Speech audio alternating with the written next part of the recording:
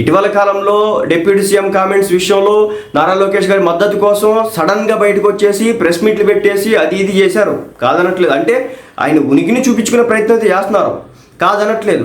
కానీ ఇక్కడ ఏం జరుగుతుందంటే పవన్ కళ్యాణ్ గారు గెలవడానికి కారణం వర్మ గారే అనే ఒక ప్రొజెక్షన్ తీసుకొచ్చి ఒక రుద్దుడి కార్యక్రమం చేస్తున్నారు. టీడీపీ పార్టీ అభిమానుల, లేదంటే ముసుగు టీడీపీ పార్టీ అభిమానుల తెలియదు, లేదంటే దీంట్లోకి ఏదైనా మంద జరిగిందా నాకైతే తెలియదు. బట్ స్క్రీన్ షాట్ కూడా పెడతా. అసలు ఇష్టం వచ్చినట్టుగా ఒక వర్మ గారు ఒక పోస్ట్ పెట్టారంటే ఆలస్యం, ఏదో పవన్ కళ్యాణ్ గారు ఆశీర్వాదాలు తీసుకుని అది ఇది డామ్ ఎంత చేయాలో అంత చేస్తున్నారు.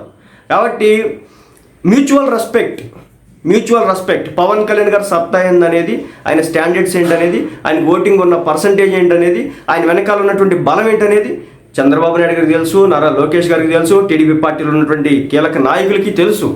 కాబట్టి కొంతమంది అత్యుత్సాహం షుగర్ ఆపుకుంటే మంచిది.